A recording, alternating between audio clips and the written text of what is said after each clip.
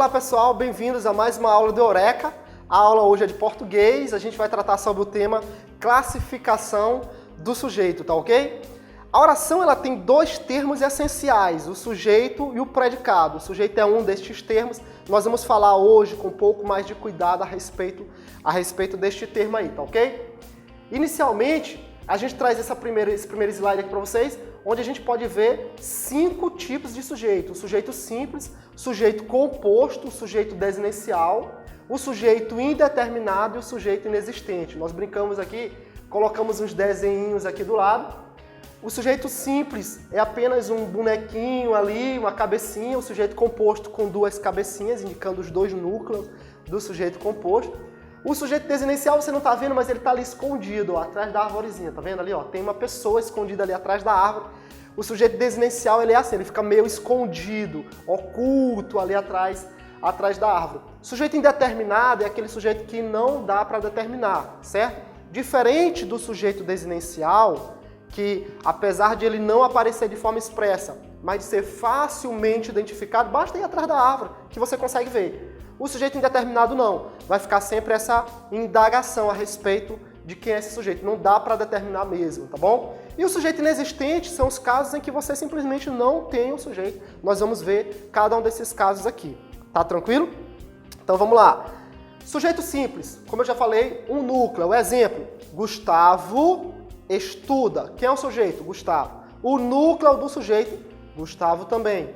Quantos núcleos nós temos aí, pessoal? Apenas um núcleo, sujeito simples. Sujeito composto é aquele que tem 2 núcleos, exemplo, Gustavo e Guto estudam, sujeito, Gustavo e Guto, núcleos, Gustavo, Guto, 2 núcleos, e aí você pode ter um número maior de núcleos, 3 núcleos, 4 núcleos, vai ser sujeito composto da mesma forma, tá tranquilo?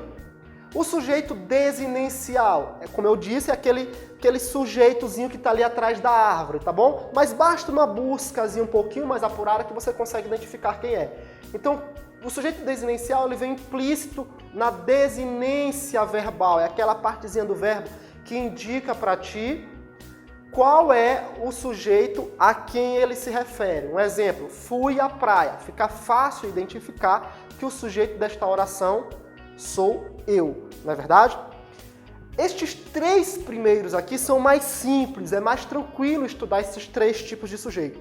Os 2 outros a gente separou aqui, nós vamos dedicar um pouquinho mais de tempo para os 2 próximos tipos de sujeito, tá bom?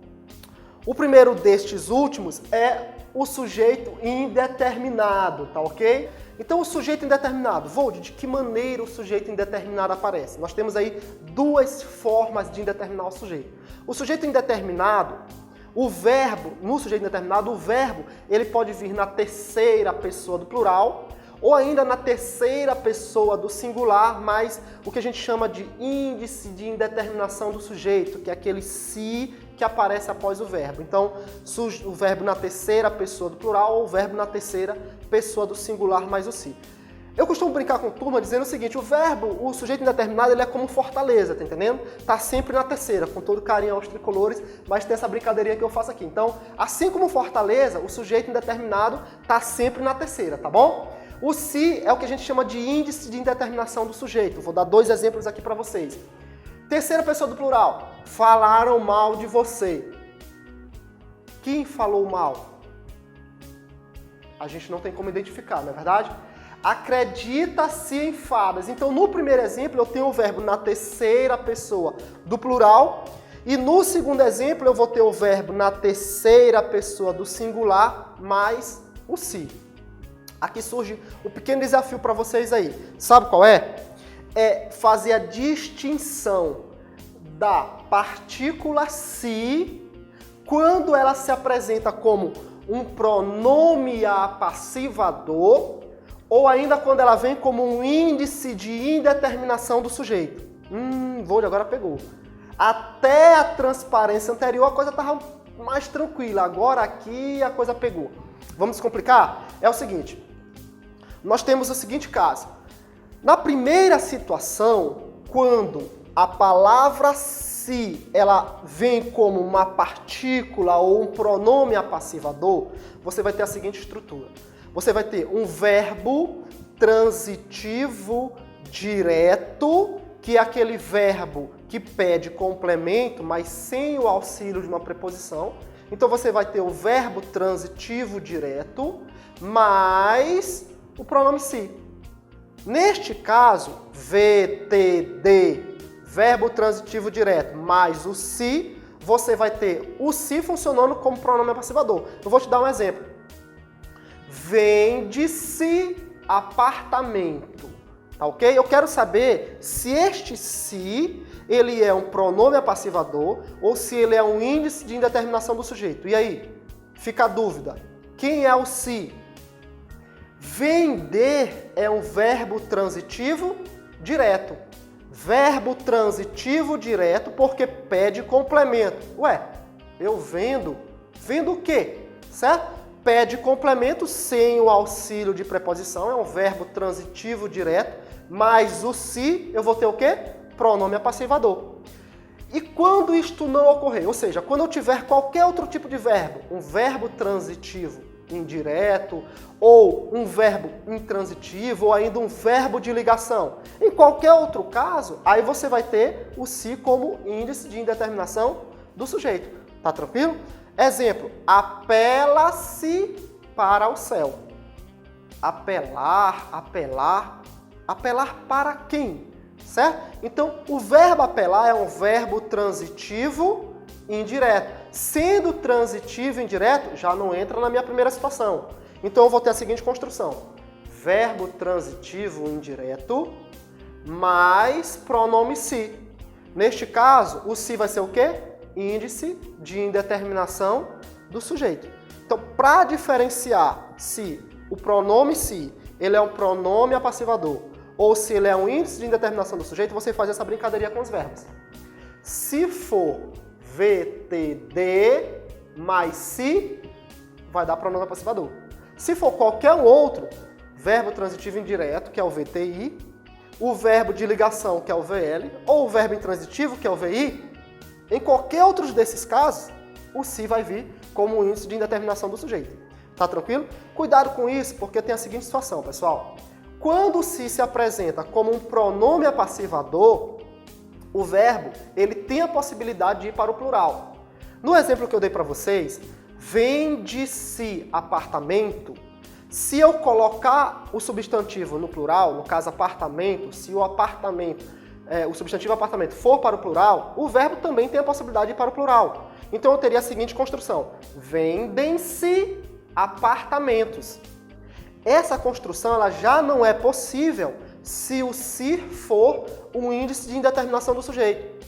Então, apela-se para o céu. Vamos pegar o substantivo céu? Vamos colocar ele no plural agora?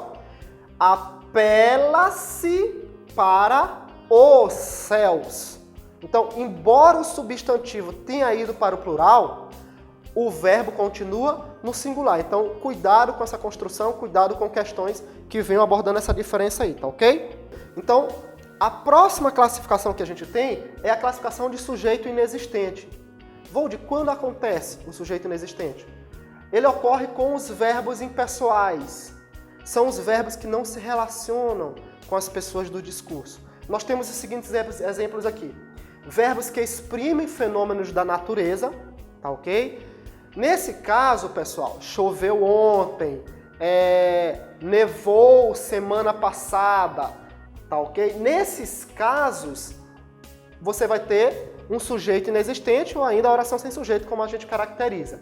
Detalhe, este verbo que traz a ideia de fenômeno da natureza, ele tem que estar no seu sentido real, tá bom? Então, choveram papéis sobre a minha mesa. Neste caso, o verbo chover não está no seu sentido real. Consequentemente, ele não vai ser um verbo impessoal e a sua oração vai ter um sujeito. Papéis vai ser o sujeito dessa oração. Então, só esse detalhe aí. No primeiro caso, os verbos que exprimem o fenômeno da natureza precisam estar no sentido real, tá tranquilo?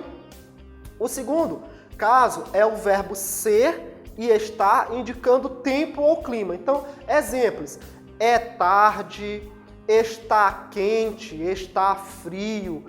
verbo ser e estar, trazendo a ideia de tempo ou clima. Terceiro caso ainda é quando você tem o verbo haver, fazer e ir no sentido de tempo decorrido. Verbos haver, fazer e ir no sentido de tempo decorrido também é caso de oração sem sujeito ou sujeito inexistente. Vai para 2 anos que eu não vejo. Faz 3 anos que ela não me visita. Atentem que nestes casos do sujeito impessoal, do verbo impessoal, perdão, o verbo fica também no singular. Então repare o seguinte, faz 3 anos e não fazem 3 anos. Como eu disse para vocês, o verbo impessoal ele fica na dele. Ele não está nem aí se o sujeito, se o substantivo ou quem quer que seja vai para o plural, tá ok? Ele permanece no singular. Verbo haver no sentido de existir, esse aqui é o caso mais conhecido, tá tranquilo?